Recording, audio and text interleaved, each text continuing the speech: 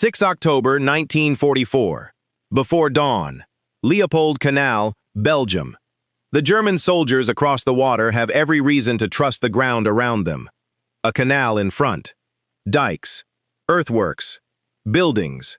Prepared positions. Fields of fire already measured. This is the kind of terrain that slows an attacker before the shooting even begins. If Canadian infantry tries to cross, machine guns can reach them. If tanks appear, anti-tank weapons can wait for them. If artillery comes first, the defenders can stay low until the bombardment passes.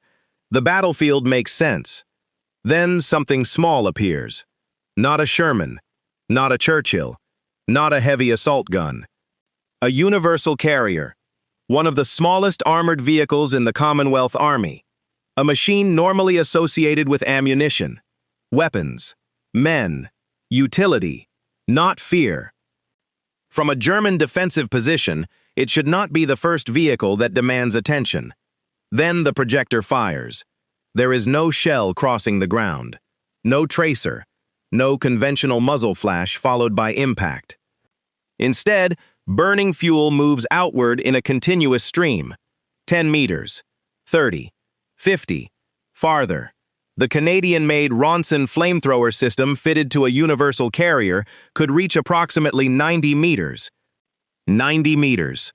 On paper, it is only a specification. On a battlefield, it means something else. It means a weapon can reach toward a trench before the carrier itself reaches the trench. It means a doorway can become dangerous. A firing slit can become dangerous. A position built to protect a soldier from bullets can suddenly feel less secure. That is the psychological cruelty of flame. A machine gun gives a defender a reason to stay behind cover. Flame can give him a reason to leave it. And leaving cover creates another danger. Canadian rifles, Bren guns, mortars, artillery, tanks. The defender is caught between two forms of exposure: stay or move. Neither feels safe. That does not mean every German soldier runs. It does not mean every Wasp attack succeeds. The carrier is lightly armored compared with a tank. It can be hit, stopped, burned. Its crew has to approach dangerously close to the very men it is trying to force out of position. The weapon frightens the defender, but the crew carrying it has reason to be afraid too. That is what makes the machine so strange. The vehicle itself is small. The effect it creates is not. And the question is not simply why anyone would build a flamethrower. Britain already understood flamethrowers. The real question is, why put one on a tiny universal carrier at all? Long before anyone thought of it as a flamethrower, the universal carrier was everywhere. British troops knew it. Canadian troops knew it. German troops learned to recognize it. Small, tracked, open-topped, fast enough to move with infantry, useful enough to appear almost anywhere. It could carry ammunition, move weapons, tow light artillery, transport mortar crews, carry machine guns, move supplies across ground where an ordinary truck might struggle. It was not glamorous. That was part of its usefulness. The universal carrier was not designed to dominate a battlefield the way a tank was. A Sherman announced itself with armor and a cannon. A Churchill looked heavy before it fired a shot. The carrier looked practical. Its job was usually to help other men and weapons get where they needed to go. And Canada built enormous numbers of them. Fort of Canada and Dominion Bridge produced roughly 29,000 Mk2 universal carriers for Canadian and Allied forces. That scale matters. Because battlefield innovation is easier when the machine already exists. No one has to invent the tracks.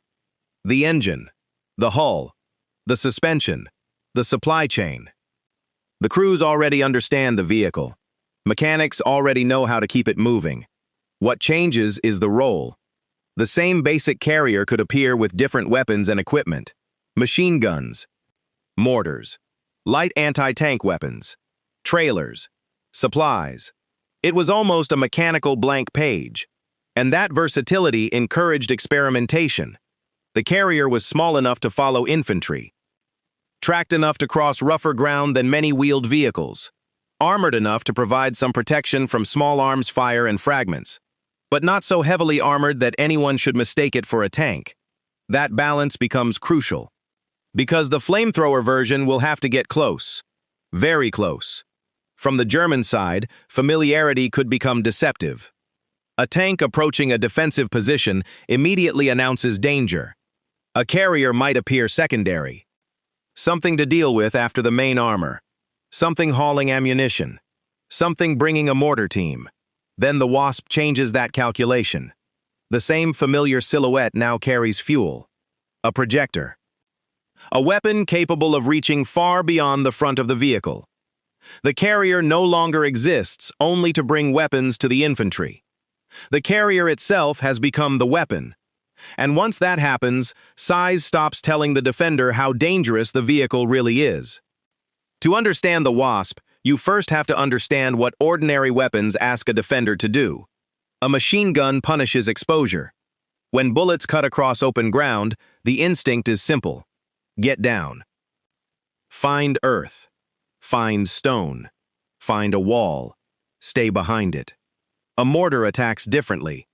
It drops explosives into places direct fire may not reach. Fragments come from above. Blast travels through openings. The answer is deeper cover, better cover, anything that places more material between the soldier and the explosion. Then there is flame. Flame complicates the logic. A trench works because earth stops bullets. A bunker works because concrete and timber absorb fragments. A house gives walls. A dugout gives depth. But a flamethrower does not always need to destroy the entire structure.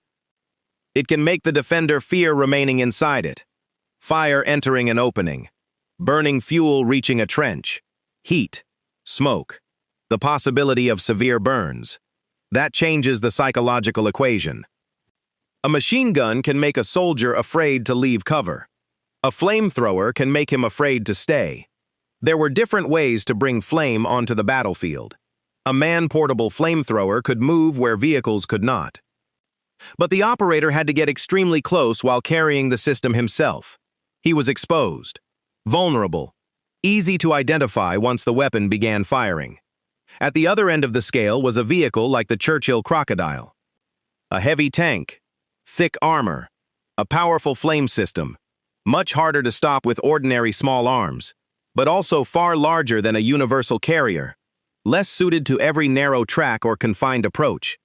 Then there was the Wasp, smaller, lighter, more vulnerable, but mobile, tracked, armored enough to give its crew more protection than a man carrying a flamethrower on foot. It occupied an uncomfortable space between infantry weapon and heavy flame tank. That uncomfortable space is exactly what made it useful. The Wasp could accompany infantry more closely than a large tank in some conditions. It could bring flame against trenches, buildings, dugouts, and fortified positions. But it had to approach close enough to use the weapon. 90 meters sounds like distance. Compared with artillery, it is almost nothing. Compared with a man carrying flame equipment on foot, it is significant. And for the crew, every meter still has to be crossed under enemy observation. This is why the weapon should never be treated as some effortless terror machine. The German defender may fear the flame. The Canadian crew may fear the anti-tank weapon waiting behind the next hedge. Both are close enough to understand what happens if the other fires first. Flamethrowers also deserve to be discussed without celebration. Their effect came partly from the horrific injuries they could inflict. That horror was connected directly to their psychological power. Men did not fear flame because it looked dramatic. They feared what it could do to the human body. Canadian military analysis of wartime flame weapons has noted that their appearance could alter the behavior of defenders, including causing determined troops in some circumstances to abandon fortified positions. But not always. Some Germans stayed. Some fired back. Some flame crews were killed before they could get close enough. The Wasp did not erase resistance. It changed the choices inside it. And that raises the next question. Where did this idea actually come from? Because Canada did not invent the Wasp from nothing. Britain was already developing flame weapons. The Canadian story begins with what happened when that British idea met one of the most adaptable vehicles Canada was building in enormous numbers. 1944. Britain and Northwest Europe.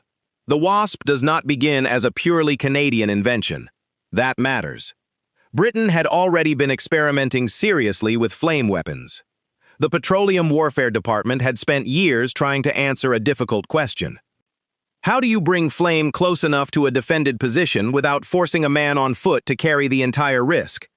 The answer led to several different systems. Some heavy, some experimental, some mounted on tanks, some mounted on smaller vehicles. One of those ideas was the Wasp. The British already understood the basic concept. Take the universal carrier, add a flame system, give the crew mobility, give them some armor. Let the vehicle bring the projector closer to trenches, buildings, and fortified positions. The result is not a tank. It is not meant to fight like one. It is an assault tool. A short-range weapon mounted on a vehicle small enough to stay close to infantry. That means the Canadian contribution has to be understood properly. Canada does not invent the entire Wasp from nothing.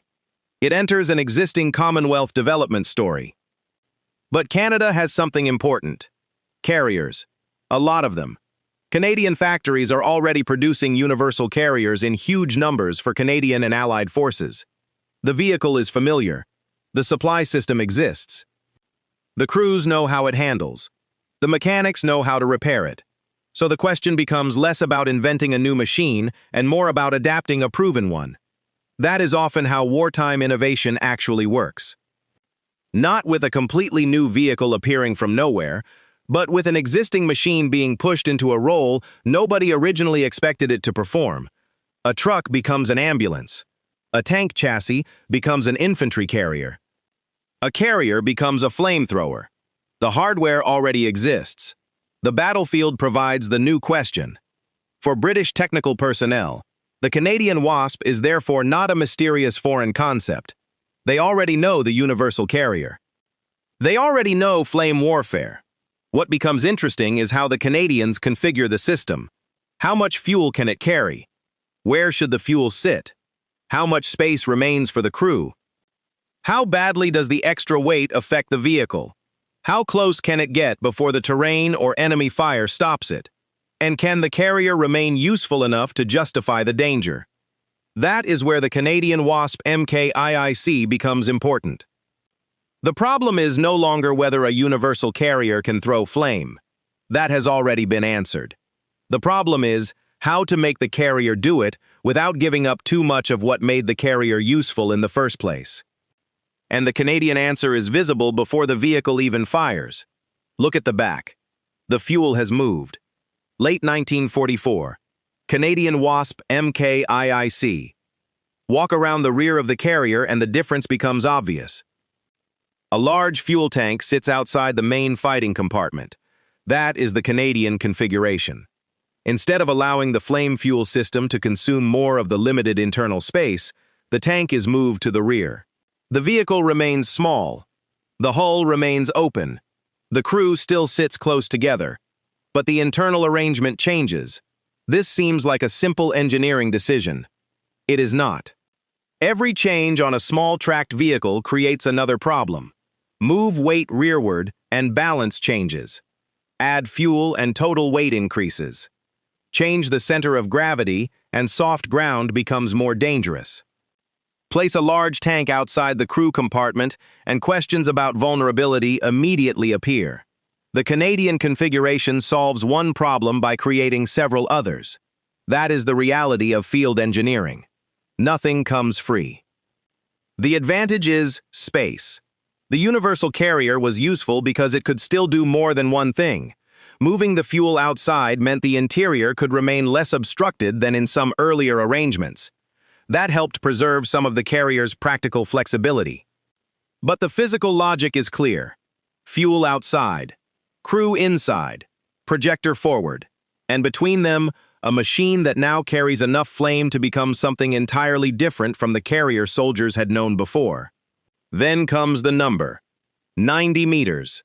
The Canadian War Museum describes the Canadian-made Ronson flamethrower fitted to a universal carrier as capable of reaching targets roughly 90 meters away.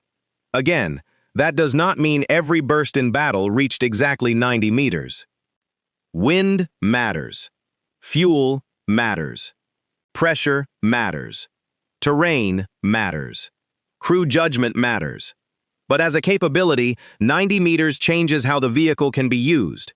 The carrier does not have to drive into the trench. It does not have to touch the bunker. It has to get close enough. That sounds easier than it is.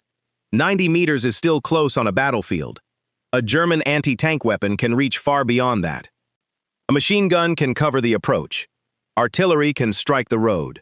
A mine can stop the carrier long before the projector matters. So the Wasp crew is carrying a weapon with frightening effect and uncomfortable range. The closer they move, the more dangerous they become.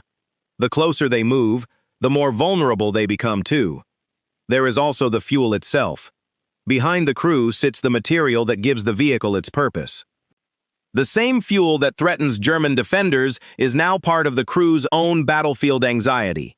Popular images often suggest that one bullet into a flamethrower tank causes an instant fireball. Reality is more complicated. Fuel type, ignition, pressure, armor, and where the hit lands all matter. But the crew does not need Hollywood mythology to understand the risk. They are driving a lightly armored carrier toward enemy positions while carrying flame fuel behind them. That is enough. The Canadian modification has made the little carrier more useful as a flame platform. It has not made the job safe. And on 29 July 1944, Canadian infantrymen gather near Vaucelles to watch exactly what this machine can do before men start shooting back. 29 July 1944, near Vaucelles, France. The men watching the Wasp are not reading a technical manual. They are seeing the weapon for themselves. Library and Archives Canada preserves photographs from this day. Canadian soldiers gathered around flamethrower carriers. Crews being briefed. Lieutenant Stan Biggs speaking with men of the Queen's Own Rifles of Canada. And then the vehicles demonstrating what the system can do. The universal carrier looks almost too small for the effect it produces. Tracks move over the ground. The projector turns. Then flame erupts. Not a shell. Not a single explosion. A stream. A continuous line of burning fuel extending outward from a vehicle that barely rises above the men standing around it. For anyone seeing it up close, the contrast is immediate. Tiny carrier. Long reach. 90 meters. That number sounds different when there is flame at the end of it. On a test field, the distance can be measured, observed, discussed, adjusted. The crew can learn when to fire, how long to fire, how the vehicle responds, how quickly the projector changes direction, how the fuel behaves. All of that matters, because once the vehicle enters combat, the crew may have only seconds to make those decisions. The demonstration also reveals something more important. The Wasp is not a weapon that can hide behind the horizon. It has to approach. The men watching know that. They can see the distance with their own eyes. 90 meters is impressive for a flamethrower mounted on a tiny carrier. But 90 meters is terrifyingly close to a German defensive position. Close enough for machine guns. Close enough for anti-tank weapons. Close enough for mortars already registered on likely approaches. Close enough that the enemy can see exactly what the carrier is trying to do. A test ground does not fire back. That is the difference between a demonstration and a battle. Here, the crew can concentrate on the weapon. In combat, the driver has to watch the terrain. The commander has to find the target. Infantry has to suppress the defenders. The projector has to be brought into range. And all of it has to happen before the German position kills the carrier. That is why the Wasp cannot be understood alone. It needs infantry. It needs supporting fire. It needs terrain it can cross. It needs someone else keeping enemy weapons down while it moves forward. It is not a solitary terror machine. It is one piece of an assault. The soldiers at Vaucelles are seeing the promise. A small carrier. Some armor. A flame projector. A reach approaching 90 meters. A weapon capable of changing how a defender thinks about cover. Soon, that promise will be tested against soldiers who will not stand and watch. They will fire back. They will aim for the carrier. They will try to stop it before it gets close. And for the German infantrymen waiting in a trench or house, the decision will become brutally simple. Stay or run. Late 1944, Northwest Europe.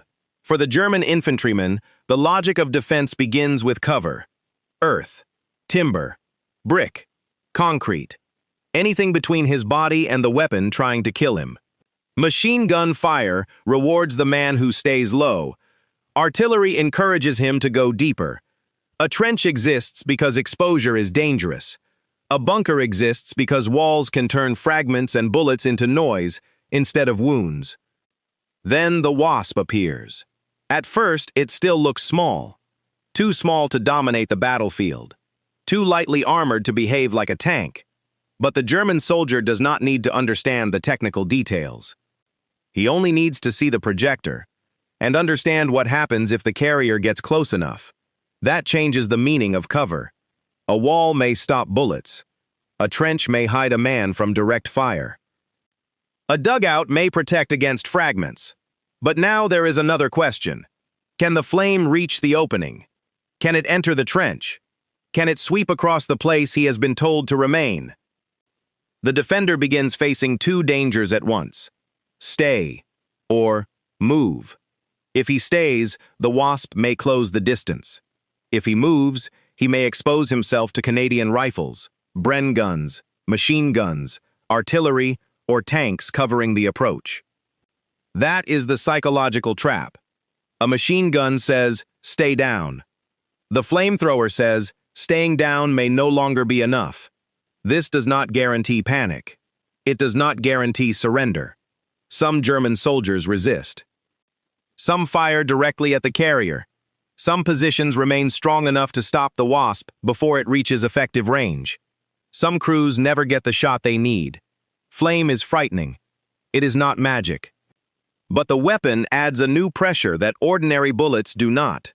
A soldier who believes his trench is protection can fight differently from a soldier who suddenly believes the trench may become the most dangerous place to remain. That change in behavior matters. Canadian military analysis of wartime flamethrowers has noted that flame weapons could force determined defenders to alter their behavior, including abandoning positions in some circumstances. The fear came from what the weapon could physically do.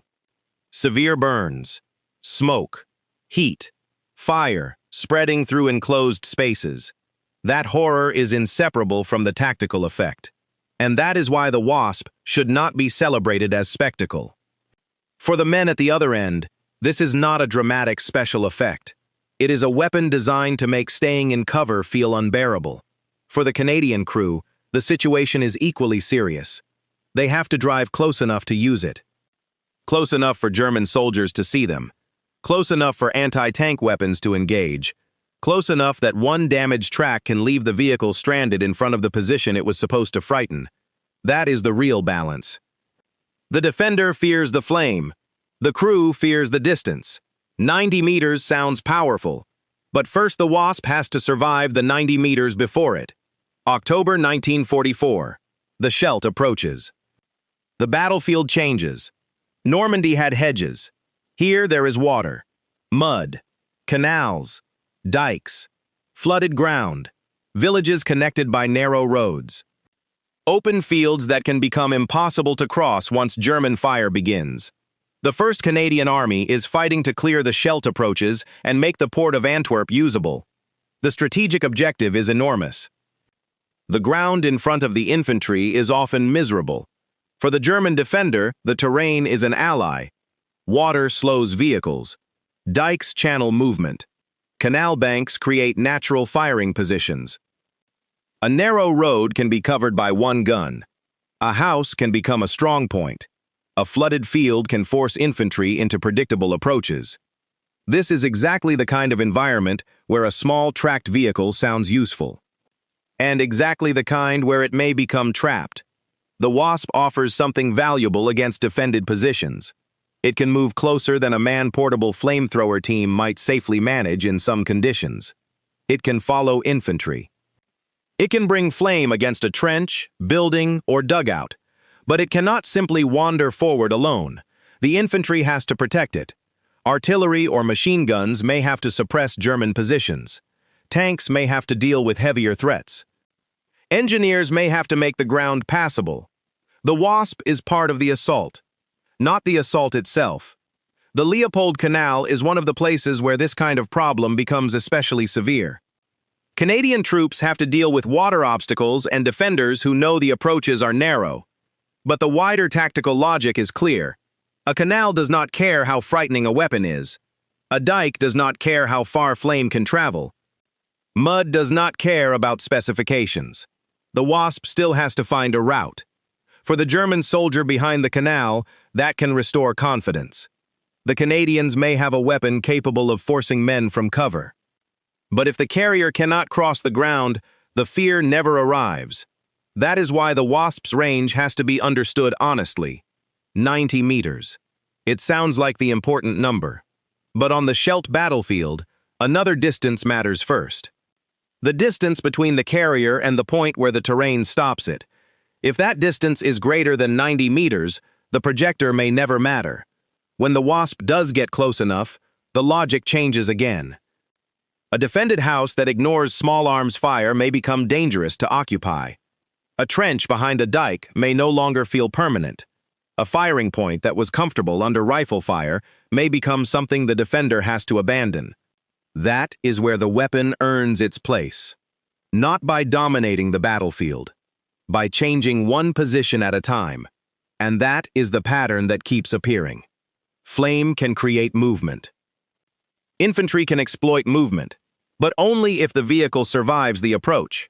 The Scheldt shows the Wasp at its most useful, and at its most dependent. Dependent on ground, dependent on infantry. Dependent on suppression. Dependent on getting close. Soon, in the Netherlands, the ground itself will become so bad that the terrifying 90-meter range starts to mean almost nothing. Late 1944, Northwest Europe. From outside, the Wasp looks like a weapon built around fear. From inside, it is also a vehicle built around risk. The universal carrier is not a heavy tank. Its armor is light by comparison. The top is open. The crew is close to the fuel system. The projector only matters at short battlefield range. And to use it, the Wasp has to move toward the men most likely to shoot at it. That changes the story. It is easy to imagine the flamethrower crew as men sitting safely behind steel while everyone else is terrified. They are not. A German anti-tank gun can destroy the carrier. A mine can break a track. Artillery fragments can enter from above. A close-range weapon can stop the vehicle before the projector fires. A damaged carrier may become immobile only meters from a German position. For the crew, the distance to the enemy is not abstract. They feel every meter disappearing. The fuel tank behind them adds another kind of fear. Popular films often suggest that any bullet-striking flamethrower fuel produces an immediate explosion. Reality is more complicated. Fuel type, ignition, pressure, armor, and where the hit lands all matter. But the crew does not need to believe in a Hollywood fireball to understand the danger. They know what they are carrying. They know what the vehicle is designed to project. They know German soldiers can see it too. That can make the Wasp a priority target. The very weapon meant to frighten defenders also tells defenders which vehicle matters. Stop the carrier. Kill the crew. Break the track. Force it to halt beyond effective range. Then the trench becomes safe again. This is why flame warfare is psychologically violent in both directions. The German defender fears what happens if the Wasp gets close. The Canadian crew fears what happens if the enemy sees them too early. Neither side is standing outside the danger. Both are inside it. The Wasp does not turn the battlefield into a one-sided hunt. It creates a race. Can the carrier reach firing distance before the defender stops it? Can the infantry suppress the German position long enough? Can the driver keep moving through mud, ditches, craters, mines, and shell holes? Can the projector be brought onto the target before the crew becomes the target? 90 meters is the advertised reach. But every battlefield begins much farther away. And sometimes, the enemy does not need to stop the Wasp at all. Sometimes the ground does it for him. Late January 1945. Kapellschwyr, Netherlands. The Wasp has a range. The battlefield has no obligation to respect it. 90 meters. On a test field, that number sounds impressive. On dry ground, with a clear approach, it gives the crew distance, time, options. At Kapellschwyr, the ground takes those options away. The battlefield is confined. Water, mud, soft earth, dikes, narrow approaches, ground that can hold a man but not always attract vehicle. German defenders occupy a bridgehead that is difficult to attack and even more difficult to approach with armor. The Canadians bring infantry, tanks, supporting weapons, and flame. But the Wasp has to move before the flame can matter. That is the weakness hidden inside every technical specification. A weapon can have perfect range, perfect pressure, perfect fuel, perfect crew training. None of it matters if the vehicle cannot reach the place from which it has to fire. Accounts of the fighting indicate that Wasp carriers struggled with the terrain at Kapellschwyr. But the tactical lesson is larger than one vehicle. Mud can defeat machinery without firing a shot. For the German defender, that changes everything. A Wasp approaching on firm ground creates a countdown. 90 meters, 80, 70, closer. But a carrier stopped in mud creates no countdown at all. The projector can point toward the position. The fuel can be ready. The crew can see the target. But if the distance remains too great, the German defender can stay exactly where he is. The weapon that was designed to make cover feel unsafe suddenly cannot reach the cover. It could throw fire 90 meters. First, it had to get within 90 meters. That is the difference between a weapon on paper and a weapon in war. The Canadian infantry still has to fight. The defenders still fire back. The attack still depends on artillery, armor, engineers, mortars, and men moving through the ground on foot. The Wasp does not rescue them simply because it exists. No machine does. This is where the story becomes more credible. Because the Wasp can be terrifying and limited at the same time. It can force a man from a trench under the right conditions. It can also become almost irrelevant when terrain prevents it from reaching that trench. A weapon can dominate one problem and fail against another. That is not contradiction. That is warfare. For the Germans at Kapellschwyr, difficult ground becomes another defensive weapon. For the Canadians, the lesson is frustrating. Firepower is only useful if mobility can bring it close enough. And the Wasp's small size does not free it from the laws of mud, water, weight, and terrain. Yet British and Canadian forces do not abandon armored flame warfare. That matters. They have seen what happens when terrain defeats it. They have seen the risks to crews. They know the limitations. And still the concept remains useful. The question now is, why? What did British troops actually realize about this strange little carrier? By 1945, British troops do not need Canadians to explain what a universal carrier is. Britain created the vehicle family. British units have used carriers throughout the war. They know the engine, the tracks, the cramped interior, the open hull. They know what the little machine can carry. Ammunition, mortars, machine guns, men. They also know flamethrowers. Britain had developed Wasp systems before the Canadian AMC appeared. So the British realization is not that Canada has invented some completely unknown weapon. The truth is more interesting than that. The Canadians have demonstrated how far the familiar carrier can be pushed. Canada builds universal carriers in enormous numbers. Canadian forces modify them, test them, demonstrate them, take them into combat. And the little vehicle begins doing something completely different from the job most soldiers associate with it. It does not merely transport the weapon. It becomes the weapon platform. That is the realization. Versatility. The universal carrier is not impressive because it is the largest vehicle on the battlefield. It is impressive because the same basic machine can be asked to do so many different things. Carry a mortar, tow a gun, move supplies, carry infantry, then mount a flame projector and approach a fortified position. The Canadian Wasp MKIIC becomes another expression of that flexibility. And the battlefield effect can be disproportionate to the vehicle's size. A Sherman looks threatening because everyone understands what a tank can do. A Churchill Crocodile looks threatening because it combines heavy armor with flame. The Wasp is different. It is small enough that its appearance can initially seem less important. Then it fires. The defender does not care how small the hull is anymore. The effect has arrived. But British troops also understand something else. The Wasp cannot operate alone. It needs infantry.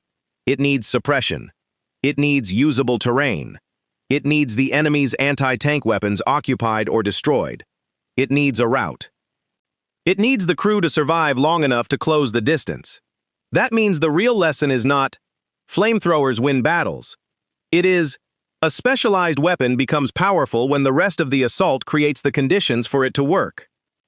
That is how British and Canadian forces increasingly think about armored flame. Not as a replacement for tanks. Not as a replacement for infantry. As another tool. A particularly disturbing one.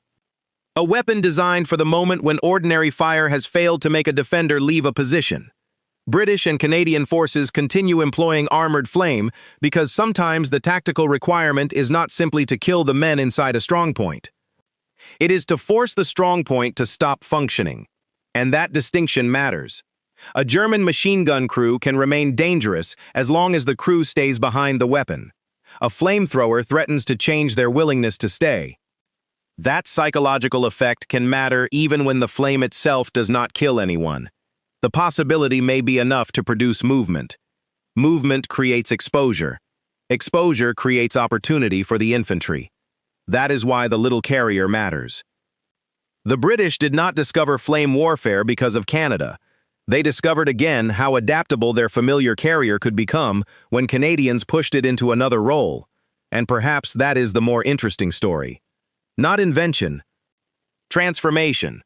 The machine everyone already knew doing something nobody standing at the wrong end of it could ignore. Look at a universal carrier without the flamethrower. There is nothing sinister about the machine itself. Tracks. Engine, steel, space, for men and equipment. A practical vehicle built for practical work. Carry ammunition. Move a mortar.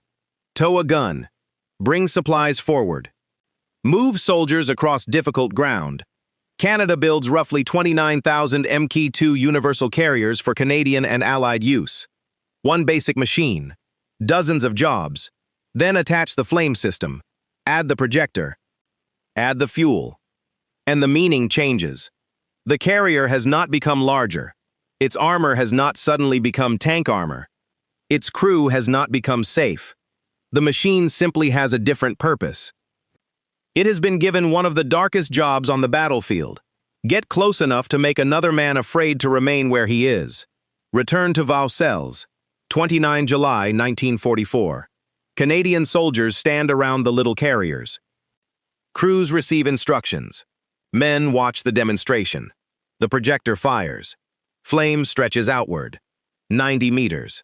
At that moment, 90 meters is technical information. A capability. A measurement. Something to write in a report. Then put a German trench at the other end. The number changes. 90 meters is now the distance between a soldier and a weapon designed to make his cover feel unsafe. It is long enough that the carrier does not need to touch the position. Short enough that the Canadian crew must drive dangerously close. That is what makes the number meaningful. Both sides are inside the danger. The defender is afraid of what happens if the carrier gets closer. The crew is afraid of what happens before it does.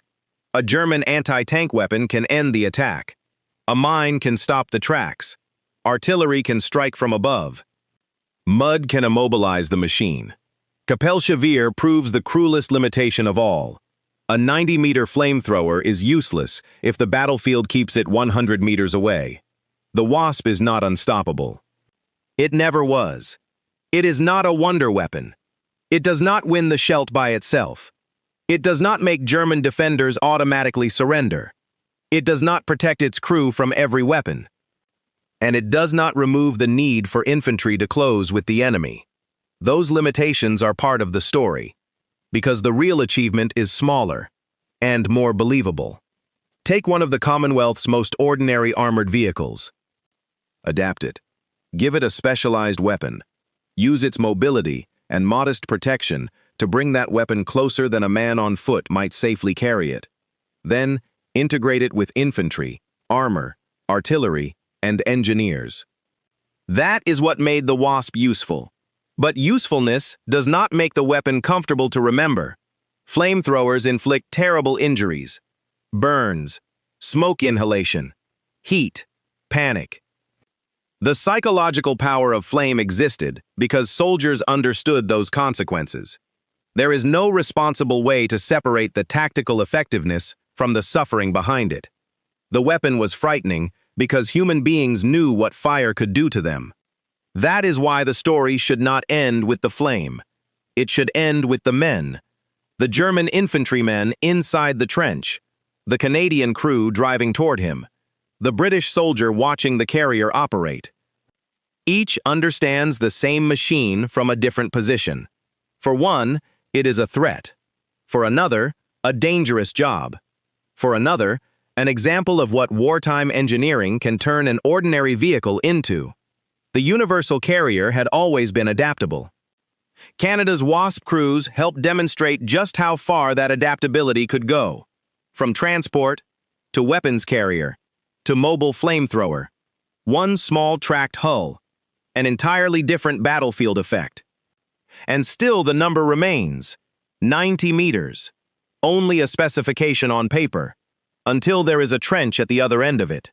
The carrier had always brought weapons to the infantry. The Wasp turned the carrier itself into